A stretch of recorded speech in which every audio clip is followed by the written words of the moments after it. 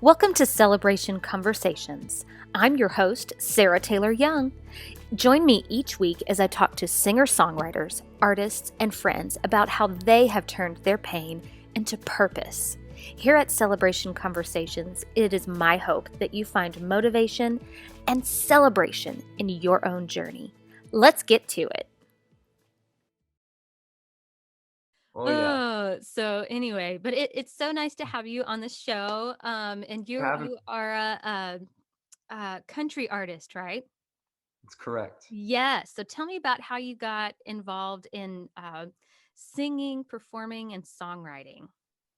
Yeah, I've been around music kind of my whole life. Well, that's actually not really true. I grew up playing sports, and so I was a big sports guy. Okay. But I I grew up in Southern California. My parents lived in Tustin, and my grandparents lived in Torrance, which is about a 45-minute drive. And a big part of my upbringing was going to my grandparents' house and having family get-togethers. But on the drive there and on the drive back, my mom and dad would always play country music. And they'd play early Kenny Chesney and Tim McGraw, and they'd play Tracy Lawrence, and then they'd go and play like Meatloaf and John Cougar Mellencamp and stuff like that. And so that was kind of my early influence in music, and I just took to it. I loved it. And so as far as getting into the music world, I played baseball throughout college, and so I really wanted to be a professional baseball player. And I'd been playing guitar and singing since I was 13, just for fun. Right. And I graduated college and didn't end up going pro in baseball. And I spent 3 years or so after college, 2010 to 2013, just working odd jobs, but I was still playing music because I loved it. And then in 2013, I started just playing local gigs around Orange County for fun, and I did that for about a year. And I had a bunch of people, including my parents, said you need to move to Nashville and just see what you can do. And Yeah. so in 2014, I packed it up and I moved to Nashville, and I was there for seven. I still do music for a living. That's all I do. That's awesome. That's awesome. So Yeah, you actually are making money in this thing. I am. That's I am. awesome. So tell me about how like that started, because I know I have a lot of listeners on here who are just kind of getting started and they're like, I want to be making money at this. Like what Totally. what what did you start doing? I'm going to keep it really simple for people. You have to play cover gigs to make Ah! money. It's that simple. And if you don't love playing cover gigs, I'm not saying you can't make money at your own music. You can, and I'm able to do that too. But the reason I get to play music for a living is because I play cover gigs. Yeah. And I'm saying it like it's easy. It's not easy. I'm very, very blessed to even have those cover gigs to play. And what I did, so it started in 2012, 2013. There was a place called Zito. Well, yeah, it's called Zito's, and it was a pizza place right down the street from my parents' house in Tustin, California. And I walked in, not knowing anybody. I knew they had live music, and I was like, "My name's Matt. I would love to play live music here. Can we do it?" And they said no. And I went in there a couple more times, and I was persistent. And Okay. finally they said, "Yeah, come on in and play." And it was my hometown. I packed their patio, and Wow. it went really well. And from then on, they basically gave me the pick of a date that I wanted to play. And so that the key to doing it is being persistent. And then I know people hate playing Wagon Wheel and Sweet Home Alabama and stuff like that. But everybody knows those. Everybody Like, knows those yeah. songs, and once you play those, master them, and get the crowd into things, then all of a sudden you have people paying attention to you, and you can say, "Hey, if you don't mind, I'm going to play you an original song." And hopefully original stuff is good and they like it, and then all of a sudden they become a fan of yours instead of just you're the cover guy. And so it transitions into you get to play your own original music. And then after that, if you've done that for a year in a market and you've built up a fan base of 250, 500 people or whatever it is, you can still sell tickets for $20 to your own show and play a show. And now all of a sudden you turn that cover gig into a full band original show that people are going to come and watch you play. And it's a process, and it does not happen overnight, and it takes a Right. lot of cultivating relationships, but that's how I've done it. And proven to be somewhat successful. So Yeah, that's awesome. I've known a lot of different people who are just, they're trying to make money at this thing, and they have to yeah, work a couple of different jobs in addition to trying to make their other dream come true. sure. So, but you got to think about it strategically, Yeah, like you only have so many hours in a day, okay? And you have to think about what the vendors want and what the audiences want, your day-to-day audiences want. And just think of it as a business transaction is what I think of. yeah. Yeah, I completely agree. And there's so many different facets to it. I'm strictly talking about playing live music. You got to record. You got right. to put your stuff on Spotify and Apple Music. You have to deal with the social media aspect of things now, which, quite frankly, is a full-time job in and of itself. Oh yeah, yep, it I is. am I am I am not great at it. I'm trying to get better at my social media. Yeah, I'm definitely not a social media guru, but that's a huge part of it because you can reach such a broad audience. But if you can, this is the other thing that's key for me is I play most of my gigs are solo acoustic. okay. So in order to make a living, like if you don't know how to play guitar or piano, learn how to play guitar or piano so you can Mm-hmm. play those gigs by By yourself, because the yourself. second you, yeah, like if you're thinking of it strictly from a business standpoint, I love playing music with people. It's way more fun Oh to play yeah, music with someone who's accompanying you or a full band accompanying you. But from a business standpoint, if you have one person playing with you, you're making half the money, right. right? Yeah, you're You have four people playing with you, you're making a quarter of the money. So it's really hard to make a living that way. So if you can figure out how to play 3 to 4 hours of music by yourself, if you can take requests and engage the audience, you're going to have a real shot at making money and being able to play music for a living. yeah, yeah. So what would you recommend a request be? Sure. Sorry, he has his own So opinions about all that, this. what's up, Jedi? Bless his heart. That's awesome. So someone just starting out, what I would recommend is, because again, like I said, this does not happen overnight. So Right. learn 30 songs and pick 30 songs that people know. Like if there's a couple deep cuts that you really love to play, stick a couple of those in there. But learn 30 songs. Learn Chicken Fried. Learn Sweet Home Alabama. Learn some Eagles stuff. Learn Yes. songs that broad audiences are gonna know, and take a couple months and master 30 songs, because that's going to give you enough time or enough music to fill in a gig that's going to pay you, right? You need at least 30 songs to fill Yeah. 3 hours of music. So learn those, and then as you book your gigs and whatever it is, and take anything, because you can prove yourself anywhere. Don't be Right. picky about what kind of gigs you get at the beginning. Just play if they let you play. Yeah. Um, and that's my advice. Learn, get a 30-song set list that you know that most people are going to know, practice them and play them. And then the key to me is engaging the audience, because anybody who's good at music can go and play songs. Learn Yeah. how to engage the audience. And the part that I saw, this was a huge thing for me when I moved to Nashville in 2014. I went down to Broadway and watched not only solo acoustic guys and girls, but full bands take requests, and if they didn't know it, they would learn it on the spot. Like they'd learn it in a minute. And I was Right. just like, that is unbelievably impressive that Yeah. they're able to do that.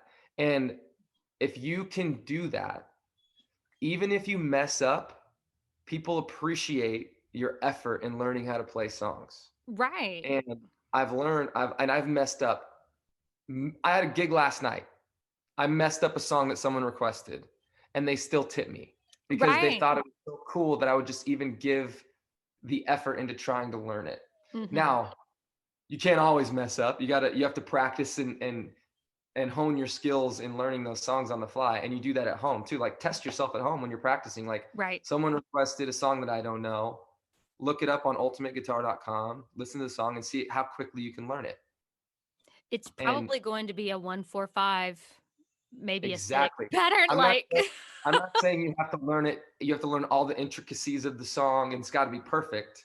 You have to learn it to the point where you can play it and it sounds like the tune and once you get to that point, you got a leg up. Seriously, like Yes. that's the key to what I do. Yes, all great advice. Great advice. Yeah. How many? So you came to love country music through your mom and your dad, right? Mhm. What about your grandparents growing up? I know I grew up loving country music because I would go over to my grandma's house and we would watch the Grand Ole Sure. Opry. Do you have any experiences like that? So I'm very fortunate to have two sets of grandparents, one on each side, and my grandpa and grandma on my mom's, or I'm sorry, on my dad's side. My grandpa Carl would always listen to like Hank Williams Sr. and like Okay, old time country. right. And if I'm gonna be really honest, I don't necessarily listen to all that stuff today, but that's a memory of that I have, was listening to what grandpa used to like to listen to, and it was definitely the old time country, which is really cool. And I think that's a little bit what influenced my dad into his country music and enjoying country music that way. My mom's side, my mom is from Topeka, Kansas, and my grandma and grandpa still live in Topeka, Kansas to this day. And my grandfather, his name's Vic Malazzo, and he has the richest, most awesome baritone voice that you'll ever hear. And he's 86 years old, and he'll still sing to this day. It's amazing. And he, some of the memories I have is being in church, just listening, like I'd be in the row in front of him, and everybody's singing the hymns, right? But his voice Hmm. just towered over Right. everybody. And maybe it was because he was right behind me. I don't know, but it was loud. It was beautiful, and that's something I'll always remember. As far as influence in country music, it didn't really, my grandpa on my dad's side a little bit, but that definitely came from my parents and those drives that we had when we were kids. Awesome. Very cool. I remember going on long drives with my dad, and he introduced me to the Eagles, and so we would listen to the greatest hits compilation album. And I was just like, Yeah. dang, they're not bad. No. If you haven't 12-year-old seen that me. documentary, go watch the Eagles documentary. It's one of the Yes. best documentaries ever. Yes, I love it, love it, love it. And I could think back in that day, I was listening to maybe Backstreet Boys. I mean, Yeah. they were all that in a bag of chips back in my day. That's such a 90s phrase. Wearing But all white and a plane hanger. I mean, Go yeah, after it. yeah. But then he was like, I want to show you who these Eagles guys are. And I was like, Yeah, okay, like not expecting them to be sure. anything. And I was like, they're actually they're dope. Like this is the Yeah, word. That's the word now. yeah. They're pretty dope. Like Well, they have such an eclectic, list of songs. Like all their right. songs sound very different. And I think that's a lot of that has to do with the music, but a lot of that has to do with a lot of them, they had a different lead singer on many songs. Yes. And kind of like Fleetwood Mac. It's really cool to see bands that have that. It just brings a completely different dynamic to their music. Yeah, that was one thing about NSYNC that I did not like is they used the same lead singer. Yeah, And so, back in my day, it was like NSYNC or Backstreet Boys. Backstreet Boys because, yeah, they traded singers and all that. yeah. So, I think NSYNC. JC and JT kind of took the cake on the best voices in NSYNC. And Backstreet Boys, all five of them had pretty good voices. Yeah, and they all harmonized with one another so well, and they're making a comeback these days. So, No doubt. yeah. I have a story about Backstreet Boys too. This is kind of cool. I forgot Sure, about this. yeah. So I was playing, this is probably, I can't remember if this is before or after I moved to Nashville. It was either at the very beginning of the time I moved to Nashville or right before I moved, but I was in California and I was playing at a place. It's now called the Boathouse in Long Beach. Back then it was called McKenna's. I was playing there and it was just one of those 3-hour cover gigs. And I'm playing inside and they had an outdoor patio. And one of the waitresses comes up to me and goes, Brian from the Backstreet Boys is sitting outside with his family. And he No said, way. yeah, he goes, I like that guy's voice. He's got a really good voice. If he wants to come over and hang out with us and have a drink, that'd be great. And so in Long Beach, I got to sit with Brian, his wife, and his son, and have a drink, have a little appetizer, all because he Very heard me playing cool. an acoustic guitar and singing at a restaurant in Long Beach. That was pretty You neat. Yeah, you never know who is going to be listening. Yeah, he Like was really nice. He was a really nice guy. he always seemed like he was a really nice guy. Like he Yeah, seemed to be like the peacemaker within the group, like yeah, didn't no, want he's a to good. get, and he's got that amazing high falsetto voice, Mhm. So yes, as a teenager, I was like, whoo, uh, That's but funny. anyway, yeah, they were my jam back in the day. That's awesome. Still are. So, Yeah. tell me about you are a cancer survivor. Yes.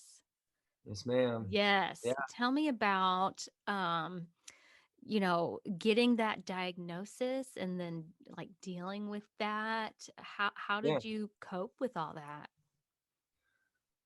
It's hard. There's no way to sugarcoat Yeah. it. This was back in 2016. I was trying to think. So my wife and I were up in we were in Chicago, and I was started getting some pain, and we drove to Nashville back in it was about a 7-hour drive, and we drove down, and by the time we got to Nashville, I was in excruciating pain, and we drove straight to the emergency room. And this was March 1st, and they ran the gambit of tests on me. And by March 3rd, I was in a urologist's office with my girlfriend at the time. She's now my wife, Lindsay. And we were sitting there, and the urologist comes in and goes, "You have cancer?" And the second thing he told me, he goes, "It is treatable." And I'll never forget the second thing he told me, because that made everything, the weight lifted a little bit. Yeah. Um, and so there's no real way to describe when you get told you have cancer. Right. That's a tough one. Yeah. So, but with that being said, I had a support group around me that was just phenomenal in my family and friends. And through that entire experience, you really realize how many people love you. And I'll never forget that. Yeah, amen to that. When you were kind of in the trenches of dealing with that news and just coping with it, what did you do? Did you pray? Did you Yeah, get with family? Did you write in a journal? Like everybody's got different coping mechanisms that they use. sure. A lot. Yeah, I prayed every day, multiple times a day. Yeah, I really, really leaned on Lindsay and my parents and my sister and my support group, which was I was very blessed to have a pretty vast support group. And I say this all the time. Selfishly, I was really glad it happened to me because I had control and understood how I felt going through each and every day.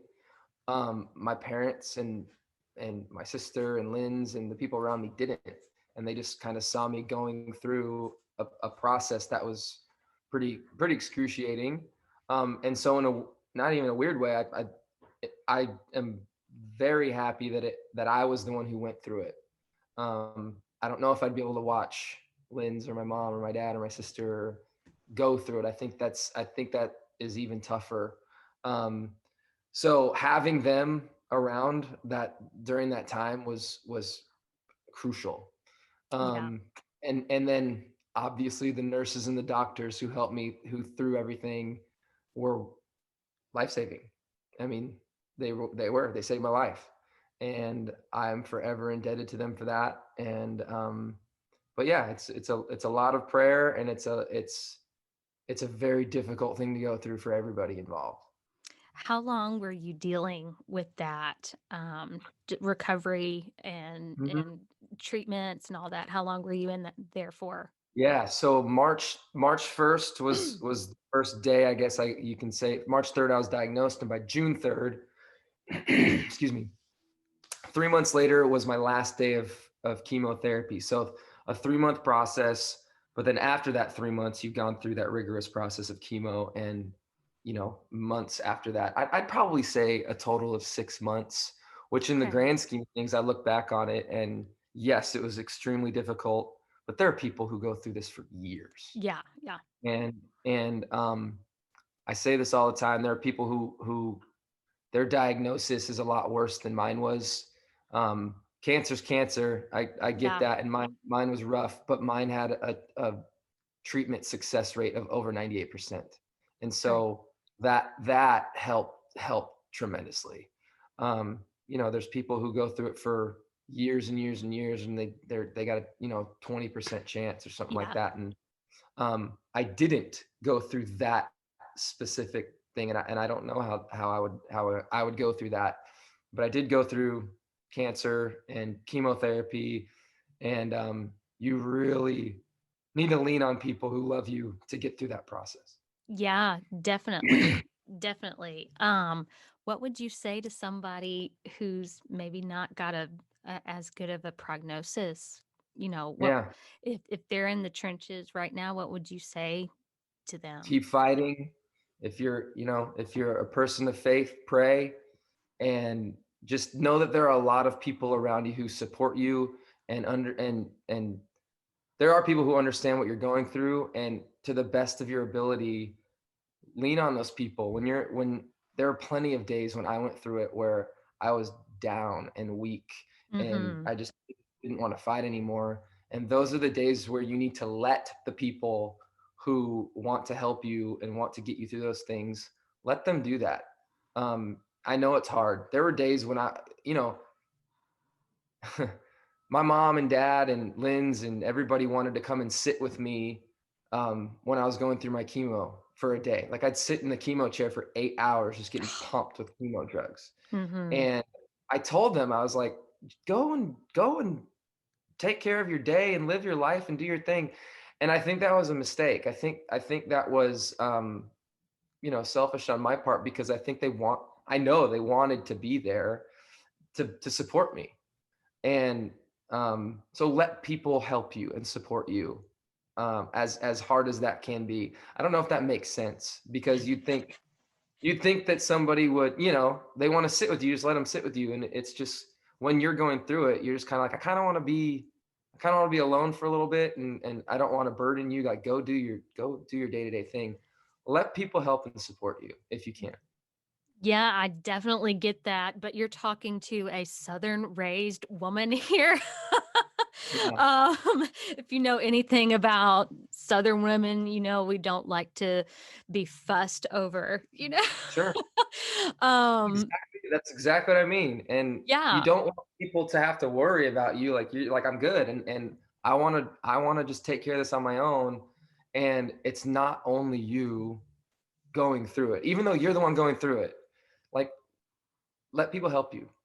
Like, yeah, that's the only way they can do anything, Yeah. honestly. Like, um, I had a C-section with my daughter. It was a long labor.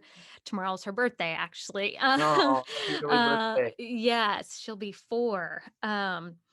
And I just remember how much I had to rely on everybody around me. I know that's nothing compared to cancer, but it's Yeah. hard when you're an Fun. independent person wanting to do things on your own and you're used to taking control of certain things. And it was to the point where I told the doctors, "I'm so sorry, I'm so heavy."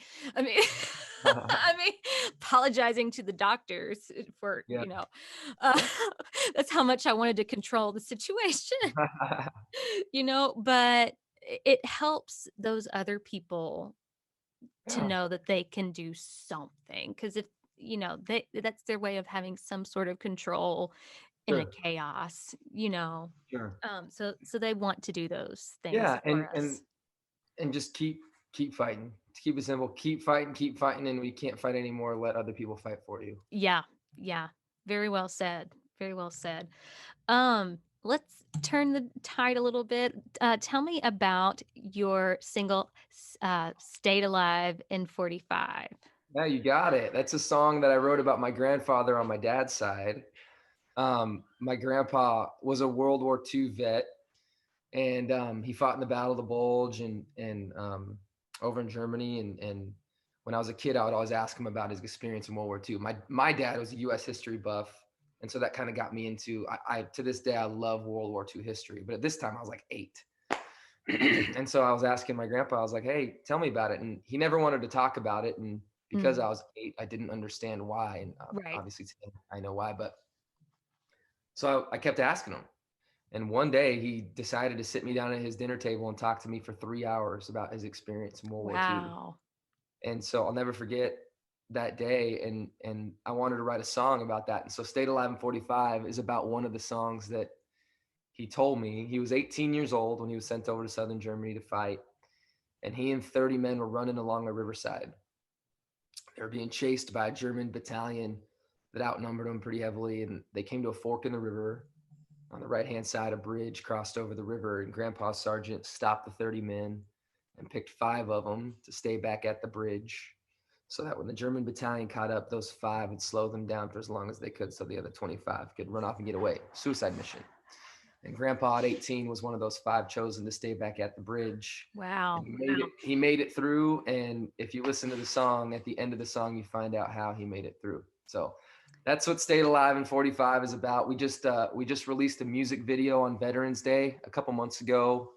And it was a really neat process where I asked people to send in photos of their loved ones who are veterans. And so in the music video, along with the performance, there's kind of a slideshow of a lot of different people who sent in their, the veterans of not only World War II, but there's Vietnam and Korea and present day veterans as well, and active duty guys. So please check it out.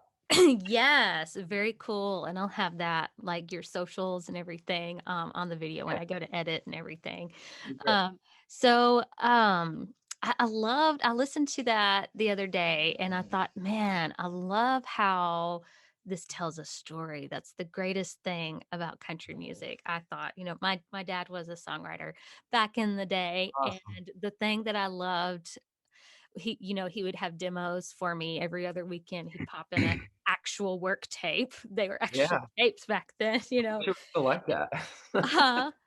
Say that I again. wish it was still like that. I That's know, right? Like it is what it is. But it was just so cool listening to all the different stories being told, and I would hear oh, that's cool how they twisted it to be like that, or yeah, just you don't really see that as much, I would say, with pop music or sure. maybe with rap music. I don't really listen to a lot of rap, but what I've Mhm. heard, I haven't heard a lot of stories. But anyway, so yeah, I love, love, love, love the story behind that. So, so cool. So Thank inspiring. you. Yeah, that's what the country music is all. It's what it's known for is storytelling, and it's what makes it. I think that's what draws people in is you can follow along to a story in a 3.5 minute song. Right. It's really- Right. You've got to condense this novel or something Yeah, into a little 3-minute song. yeah, and make So it catchy and make it something that people want to listen to. It's a challenge. right. Oh yeah. It's like, who wants to listen to this story? Well, we got to add Sure. some more stuff in it. Yep. Um, so I heard a Dolly Parton song. It was called Dim Bones, apostrophe DEM Bones. And it was about this lady who was like a witch or something. Uh-huh. And she would have these bag of bones that she would shake to tell the future and everything. Whoa, Yeah, that's what the really. song was about. Yes, yes, What? it's on the Halos and Horns album. But I mean, Wow. yeah, I think it's on Netflix Heartstrings. Have you seen that? I'm Okay. a diehard Dolly fan, so I know Wow. everything. But there's I had a a rocking day that day. That woman's got an imagination. I mean, well, she said it was a true story, actually. So All right. yeah, Okay, so Dolly. yeah, well, she said it was a true story, and that the woman had, I guess, saw the future in Dolly. Yeah, it was kind of crazy, but very cool Okay. story. Wow. Bless her All heart. right. Yeah. No doubt. Yeah. That's funny. I'll um check that out. yes, yes, Dolly. I have a Dolly Parton doll actually up here in my You are a my fan. room. I am a big fan. Once Yes. people start getting Matt Koerner dolls, I'll know I've made it. Yeah, well, it's kind of like an American Girl doll. You Yeah, know about the American Girl dolls, yeah. And she's got her coat of many colors on and everything. You know, it's just a reminder that your dreams can come true that's awesome. for me. So, Great. anyway, where can we follow you on social media? Yeah, Matt Koerner Music on Instagram and Facebook. My last name is spelled Yes. Koerner. Matt Koerner Music on both Instagram and Facebook. MattKoernerMusic.com. Um, if you go to, I started a Patreon page. If you want to check that out, I send out a new song every single month. You get a demo recorded version, you get an acoustic version, and a behind the song video of how we wrote it. So patreon.com/Matt Koerner. I think those are good places to find me. But Yes. Yes. And you're on TikTok too? yeah, Yes. TikTok Awesome. slash Matt Koerner. Yeah, yep. Awesome. At pretty much Awesome. every single social media platform you can think of, just type in Matt Koerner Music and it Matt should pop. Koerner.